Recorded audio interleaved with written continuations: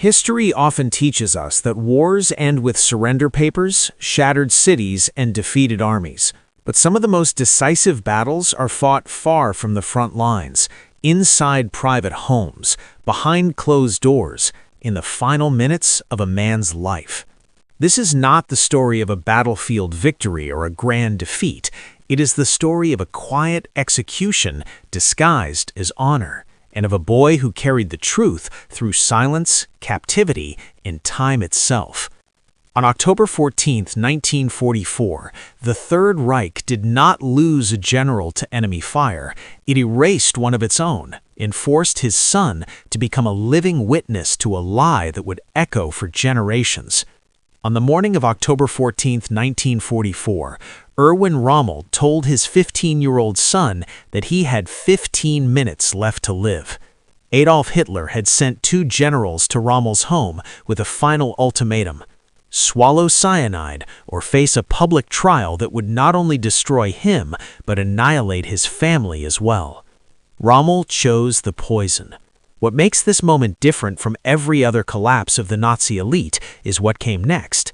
That 15-year-old boy would spend the next 70 years reshaping the Rommel name into something his father's regime would have despised.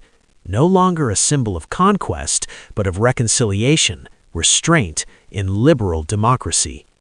The day began quietly at the Rommel Villa in Herrlingen. Rommel was still recovering from catastrophic head injuries sustained 3 months earlier when Allied aircraft strafed his staff car. He walked with difficulty, one eye no longer closed properly.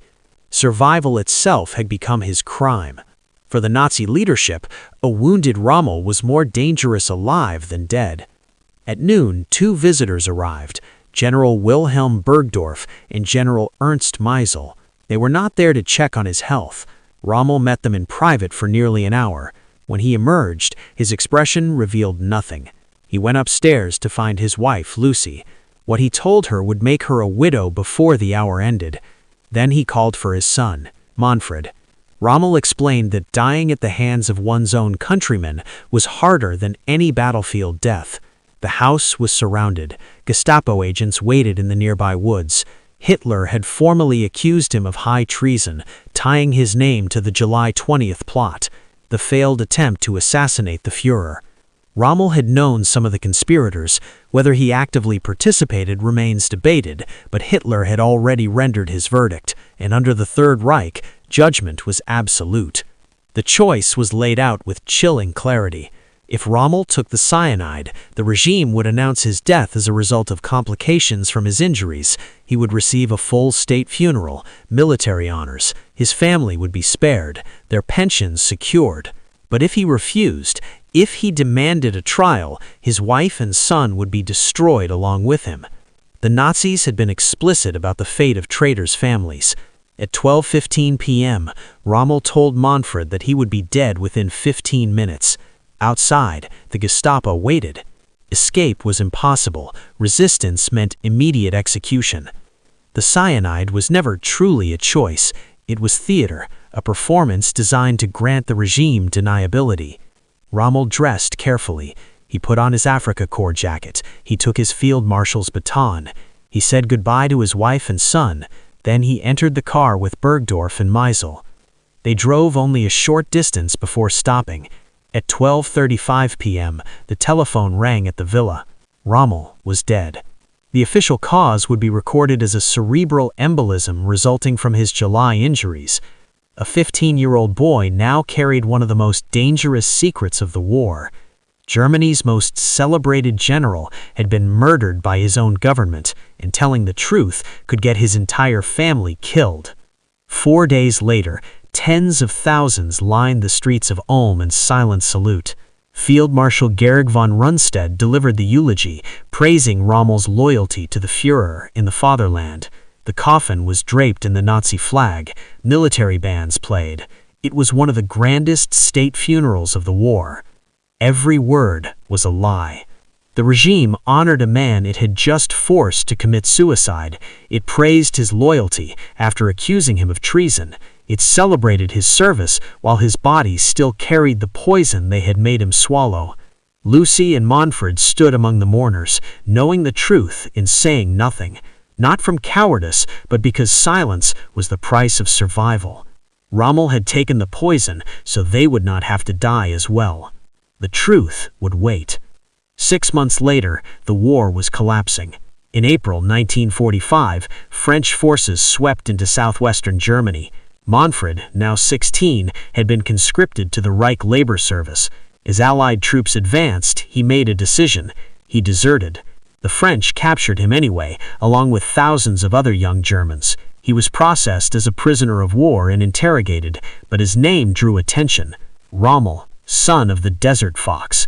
General Jean de Lattre de Tassien, commander of the 1st French Army, requested to see him personally. De Lattre had faced Rommel in North Africa. He respected him as a soldier, even as an enemy.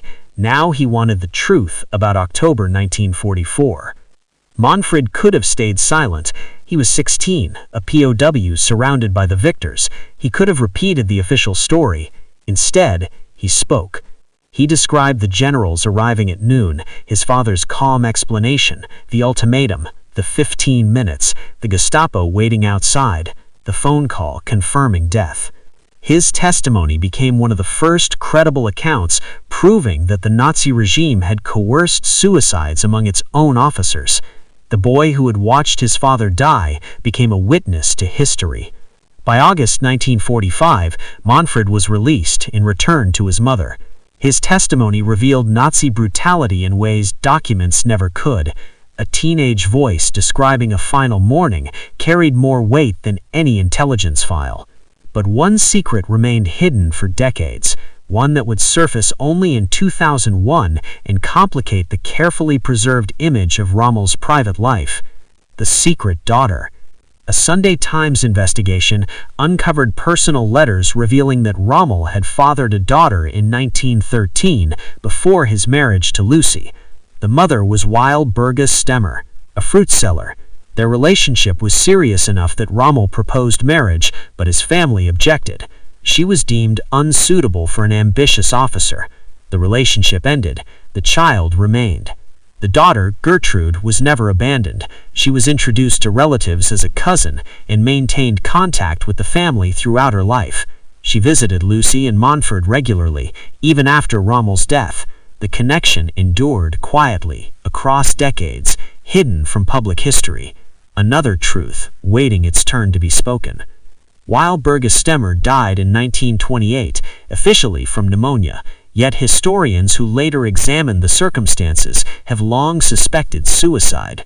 They believe she fell into despair over losing Rommel to Lucy and over the life that might have been hers had history taken a different turn.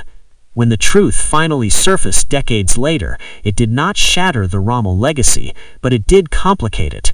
The image carefully cultivated during the war, the honorable commander, the disciplined strategist, the devoted family man, was incomplete.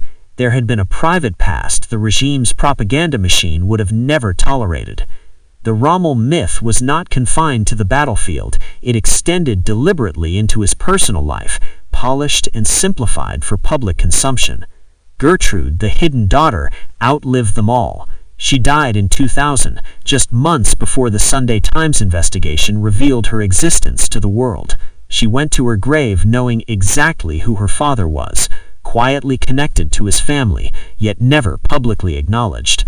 A truth lived, but never spoken. Lucy Rommel would carry her own silence for 27 years. She survived her husband by nearly 3 decades, living through occupation, division, reconstruction, and Germany's long, painful reckoning with its past. Born in 1994 to a Polish-Italian family, educated in Danzig, fluent in several languages, she was never merely a general's wife. She was an intelligent, perceptive woman who understood precisely what the regime had done to her husband and what it was capable of doing to her next.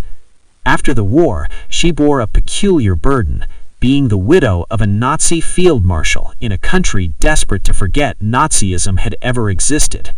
Denazification courts scrutinized everyone connected to the regime. Families of senior officers faced suspicion, investigation, sometimes prosecution. Lucy moved through all of it with quiet discipline. She never wrote memoirs. She rarely granted interviews. She did not tour lecture halls defending her husband's reputation or attacking his critics. She chose endurance instead. Her silence was not weakness, it was strategy. To speak would have meant explaining, justifying, becoming part of the spectacle. Lucy refused. She allowed her husband's military record to stand on its own while she raised her son and lived as privately as possible. She died in 1971 at the age of 77, having watched Manfred grow from a traumatized teenager, one who had watched his father die, into a respected public figure. Her quiet resilience became a form of testimony in itself. Dignity without denial, survival without self-pity. When Manfred later rose to prominence, he carried not only his father's name, but his mother's example of how to live beneath history's weight. And this is where the story turns. Manfred Rommel could have disappeared into anonymity. He could have changed his name, left Germany, rebuilt his life far from his father's shadow. Many children of Nazi-era figures did exactly that, dissolving into ordinary lives, their surnames buried beneath marriage certificates or legal changes. Manfred chose the opposite path. In 1974, he ran for mayor of Stuttgart and won. He would hold the office for 22 consecutive years, becoming one of the most respected political figures in modern German history. But he did not succeed despite his name. He used it deliberately, not to glorify his father's era, but to repudiate everything it stood for. He championed immigrant integration when many politicians resisted it. He founded the Stuttgart Pact for Integration, bringing together government, businesses, and civil organizations to support newcomers. He tolerated dissent. He promoted reconciliation. He built his career on the very principles the Nazi regime had sought to annihilate. Then came 1977. The Red Army faction, West Germany's most feared terrorist group, kidnapped and murdered industrialist Hans Martin Schleyer. The government responded with uncompromising force. When several RAF members died in Stammheim prison that October, officially by suicide, their bodies needed burial. No cemetery in Germany would accept them. Local governments refused. Families were turned away. The dead remained unburied. Manfred Rommel, son of Hitler's most famous field marshal, authorized their burial in Stuttgart. The backlash was immediate and furious. Critics accused him of honoring terrorists. Political opponents denounced the decision as betrayal. How could the son of Germany's greatest military hero offer burial to murderers? Manfred's reasoning was disarmingly simple. Reconciliation requires acts of reconciliation. The dead were dead. Their crimes were finished. Refusing burial would only prolong hatred. Someone had to end the cycle, and he was willing to be that person. It was precisely the kind of decision his father's regime would have despised, and that was exactly the point. The Rommel family name began to stand not for Nazi Germany, but for its deliberate rejection.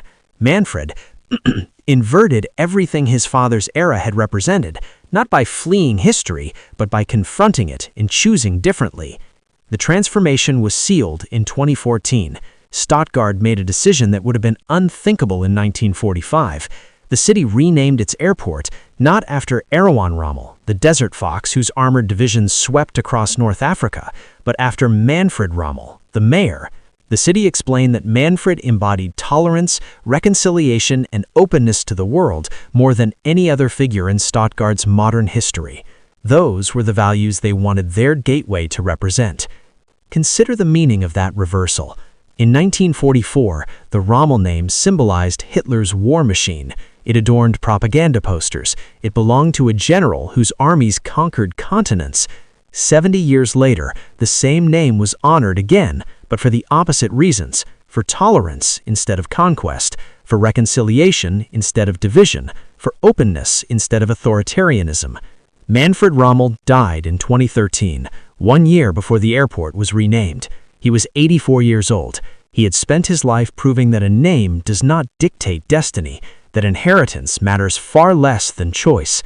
The Rommel family story defies every expectation.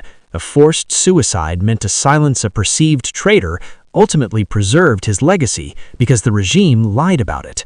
A 15-year-old witness who should have remained silent became history's truth-teller. A widow's silence became dignity rather than complicity. A secret daughter complicated the myth without destroying the family that quietly acknowledged her. And a son transformed a Nazi name into a symbol of liberal democracy. What happened to the Rommel family after the war was not collapse, not disgrace, not erasure. It was transformation. And it began with a teenage boy who watched his father die and chose to make something entirely different from what he inherited.